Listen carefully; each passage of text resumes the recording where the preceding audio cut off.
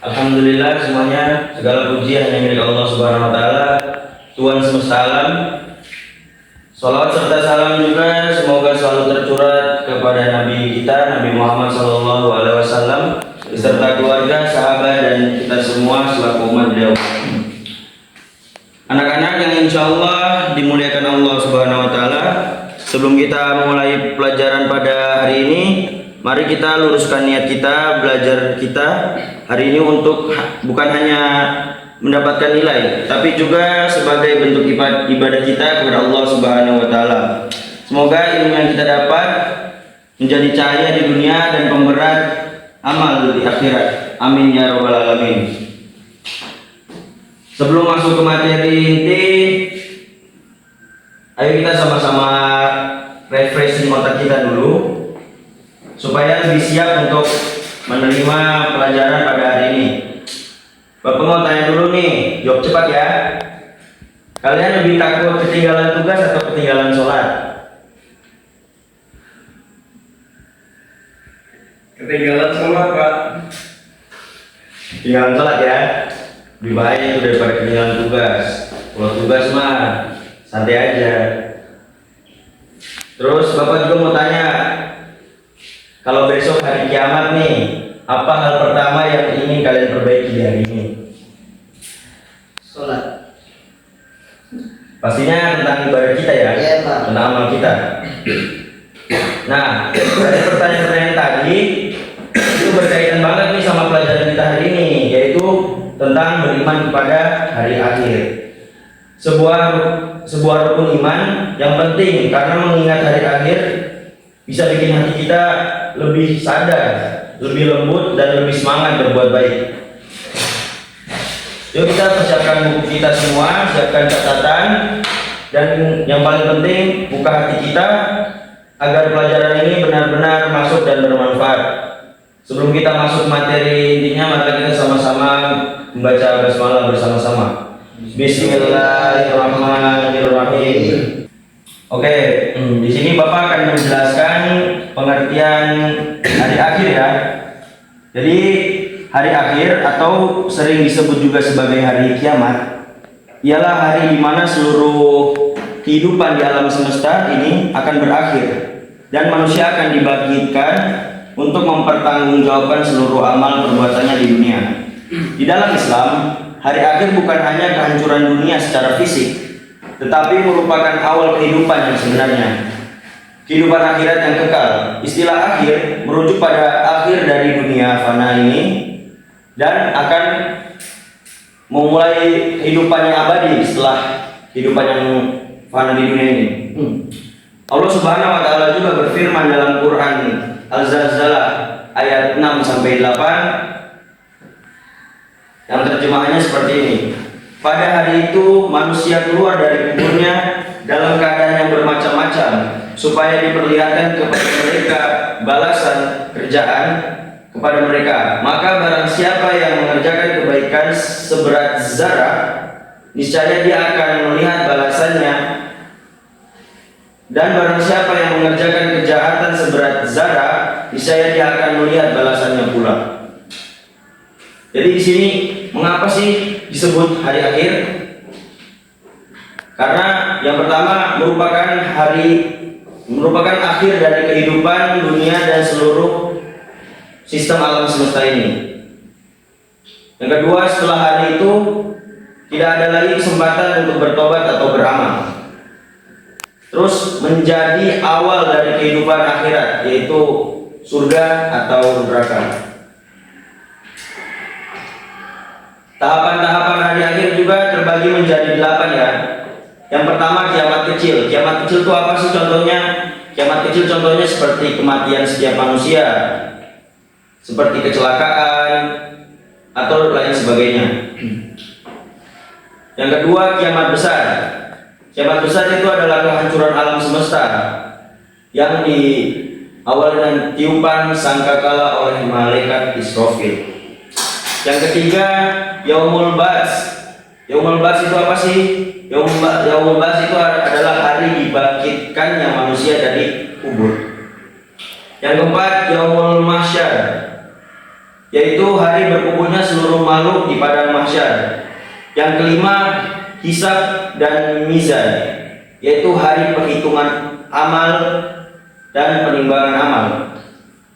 Yang keenam, pembagian catatan amal, yaitu ada yang menerima dari kanan sebagai selamat, kiri sebagai celaka, atau dari belakang. Yang ketujuh, sirat atau jembatan Siratul Mustaqim, yaitu jembatan di atas neraka yang harus dilewati manusia. Yang terakhir yaitu surga dan neraka, yaitu tempat kembali yang kekal tergantung amal dan rahmat Allah Subhanahu wa taala. Jadi fungsi dari kita beriman kepada hari akhir itu fungsinya yang pertama itu menumbuhkan rasa tanggung jawab atas setiap perbuatan.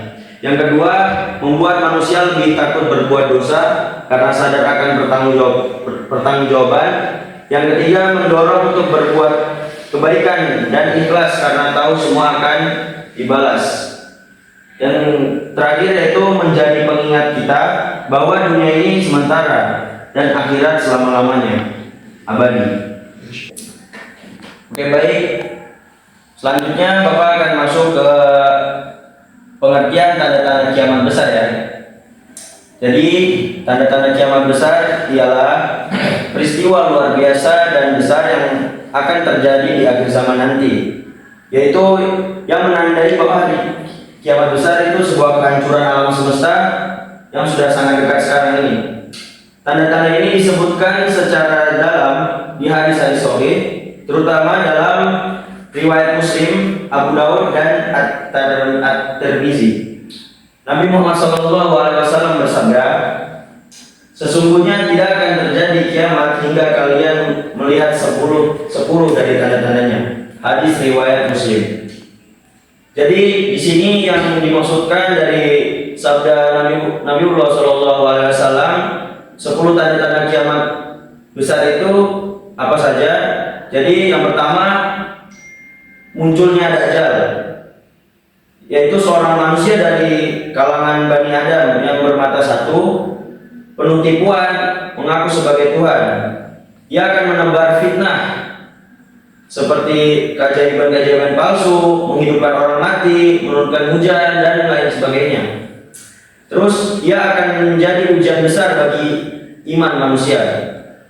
Dalam hadis riwayat Muslim, tidak ada satu makhluk pun sejak Adam diciptakan yang fitnahnya lebih dahsyat dari Dajjal. Jadi sangat mengerikan sekali jika Dajjal ini sudah mulai muncul ya. Tanda yang kedua yaitu turunnya Nabi Isa alaihi salam. Beliau turun dari langit di Menara Putih di Damaskus mengenakan pakaian yang sangat harum. Tugasnya adalah membunuh Dajjal, menghancurkan salib, membunuh babi, dan menyerukan Islam. Dan beliau akan memimpin umat Islam dan hidup selama 40 tahun. Tanda yang ketiga adalah munculnya Ya'juj Ma'juj. Ya'juj Ma'juj itu dua suku manusia yang sangat kuat, jumlahnya sangat banyak dan brutal dan sangat merusak di alam dunia ini. Terus mereka akan menembus penghalang besi yang dibangun oleh Zulkarnain. Dan mereka juga akan menyebar kerusakan di muka bumi ini sampai akhirnya dimusnahkan oleh Allah sebagai wabah atau ular di leher neraka. Tanda yang keempat yaitu terbitnya matahari dari barat. Matahari akan terbit dari arah berlawanan. Saat itu taubat tidak akan lagi diterima oleh Allah Subhanahu wa taala karena pintu ampunan sudah ditutup. Allah Subhanahu wa taala berfirman dalam Quran surat Al-An'am ayat 158 yang berbunyi, pada hari datangnya sebagai tanda-tanda Tuhanmu, tidaklah bermanfaat iman seseorang yang belum beriman. Tanda-tanda yang kelima yaitu keluarnya binatang dari perut bumi atau disebut dabbah. Makhluk ini bisa berbicara dengan manusia dan bisa membedakan mana orang mukmin dan mana yang kafir. Dabbah juga akan menandai manusia dan menunjukkan siapa yang beriman dan siapa yang tidak. Tanda-tanda yang keenam yaitu kabut asap atau yang biasa kita sering dengar ad-dukhon. Asap tebal yang akan menyelimuti bumi selama 40 hari dan menyebabkan manusia sesak, tidak nyaman, dan merupakan siksa bagi orang kafir. Yang ketujuh, gempa besar atau 3 longsor dahsyat. Yang kedelapan, api besar dari Yaman. Oke, baik anak-anak, mungkin yang tadi semua Bapak sudah sampaikan. Mungkin ada yang masih perlu ditanyakan? Ada yang mau bertanya? Tidak, Pak. Sudah, Pak. Semua sudah paham ya? Sudah. Oke, baik. Mengingat waktu yang sudah kita gunakan untuk pembelajaran pada hari ini, saja pertemuan kita pada pagi hari ini kita lanjutkan di pertemuan selanjutnya. Kurang dan lebihnya mohon dimaafkan. Billahi taufiq wal hidayah. Wassalamualaikum warahmatullahi wabarakatuh.